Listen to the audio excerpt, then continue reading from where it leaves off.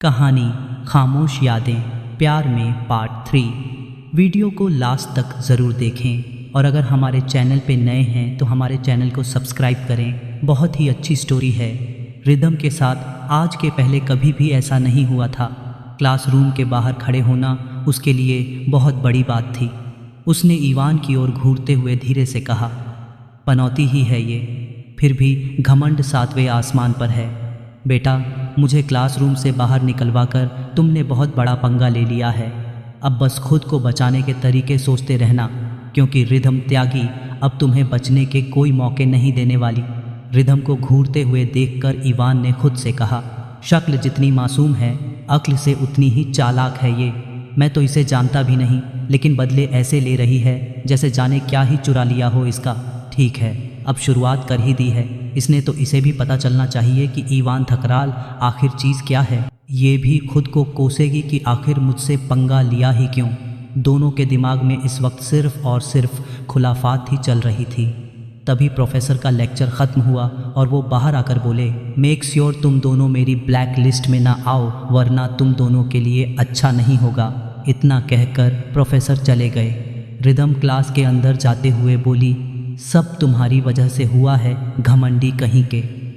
Ivan ने कुछ नहीं कहा, बल्कि रिदम के आगे अपने पैर कर दिए। उसके पैरों की ठोकर लगते ही रिदम गिरने वाली थी, लेकिन इवान ने उसका हाथ पकड़ लिया। इवान, दिमाग मुझसे कंप्लीट करने का है और 4 कदम ढंग से चला नहीं जा रहा तुमसे। इस कॉलेज में अब खुलेआम ऐसे ही मत घूमना, क्योंकि तुम्हें ऐसे ही गिराने के 1000 मौके मैं क्रिएट करूँगा, लेकिन तब तुम्हें बचाने के लिए मैं आगे नहीं आऊँगा। इवान का इतना कहना था कि रिदम ने उसके हाथों से अपना हाथ छुड़ाते हुए कहा, धमकी देने का अंदाज़ अच्छा लगा। चलो कोई काम तो ढंग का कर लेते हो।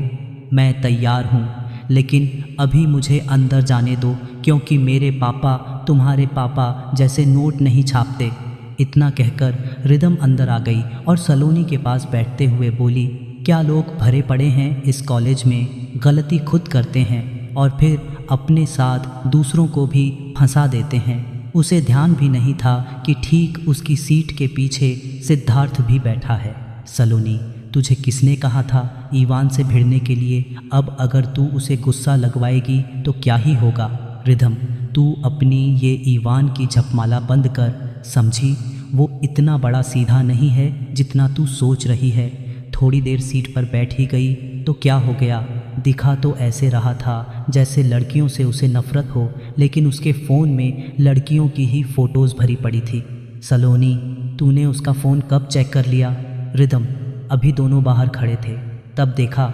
1 नंबर का ठरकी है तेरा ये चार्मिंग प्रिंस, अकड़ू, बदतमीज़ और बददिमाग। रिदम आगे कुछ और कहती उससे पहले पीछे बैठ सिद्धार्थ ने उसके कंधे पर हाथ रखते हुए कहा, हेलो मिस, आपको नहीं लगता जिस इंसान को आप बिल्कुल भी न जानते हो उसके कैरेक्टर को ऐसे डिस्क्राइब करना बुरी बात होती है? रिदम, जो जैसा है उसे वो बताने में मुझे नहीं लगता कि कोई गलत बात है। मानती हूँ वो अमीर है, थोड़ा बहुत हैंडसम भी है, इसलिए तुम सब उसकी चमचागिरी कर रहे हो, लेकिन डूड वो किसी का नहीं है। ज़रा सा टच ही तो किया था, रिएक्ट ऐसे किया जैसे जाने क्या ही कर दिया हो। इस दौरान सलोनी बार बार रिदम को चुप कराने की कोशिश कर रही थी, लेकिन रिदम थी कि बस बोले ही जा रही थी। सिद्धार्थ, फिर तो मुझे लगता है तुम उसे मुझसे भी ज़्यादा अच्छे से जानती हो। रिदम, मुझे ज़्यादा जानने का शौक़ है ही नहीं, और तुम कौन सा उसके बेस्ट फ्रेंड हो जो उसके बारे में जानोगे। रिदम का इतना कहना था कि तभी इवान ने आकर सिद्धार्थ को अपने पास बुलाया। सिद्धार्थ ने खड़े होकर इवान की ओर जाते हुए कहा, आपकी बात तो सच हो गई मिस, इवान तो सच में मुझे बुला रहा है। लगता है मुझ में उसे उसका बेस्ट फ्रेंड ही दिखता है।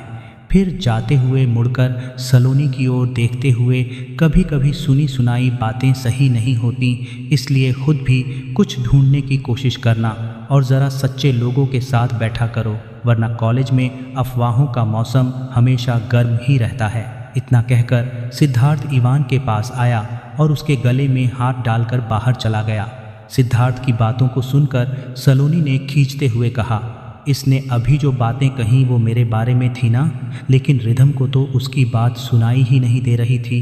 उसे तो बस ये समझ आ रहा था कि सिद्धार्थ सच में इवान का बेस्ट फ्रेंड है और उसने उसके सामने सब कुछ बक दिया। सलोनी उसके सर पर टैप करते हुए, अब तुझे क्या हो गया? रिधम, मैंने उसके दोस्त के आगे ही सारी राम गाथा गा डाली। सोनाली रोक तो रही थी, लेकिन तेरे मुंह का स्पीकर एक बार शुरू हुआ तो रुकने का नाम कहाँ लेता है? रिधम, तो अब? सोनाली, अब क्या कुछ भी नहीं। ईवान को कई लोग बहुत कुछ कहते हैं, उसे फालतू की बातें सुनने का टाइम नहीं रहता। तुझे याद रखने के लिए उसके पास कोई रीज़न नहीं है।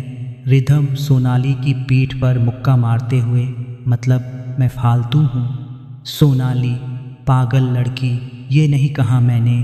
तू अपने इन योद्धा हाथों को मुझ पर ना ही चलाया कर, वरना किसी दिन तेरा मर्डर कर देना है मुझे।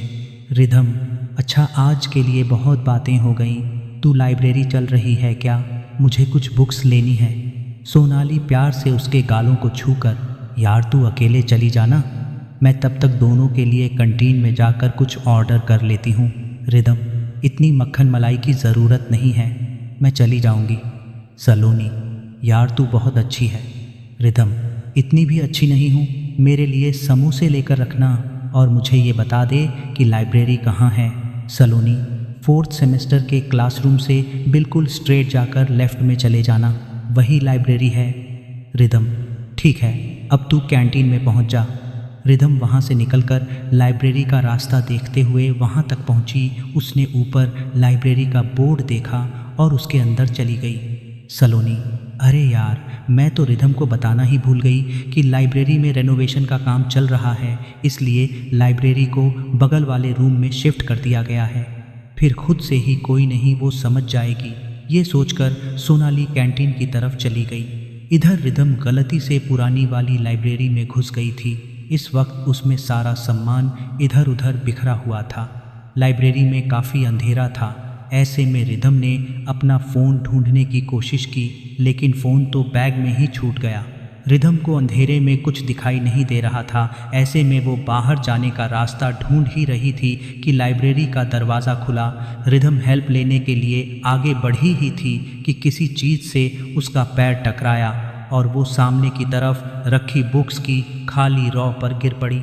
उसने उठने की कोशिश की, तभी रॉ की दरार में फंसी उसकी कुर्ती पीछे से फट गई।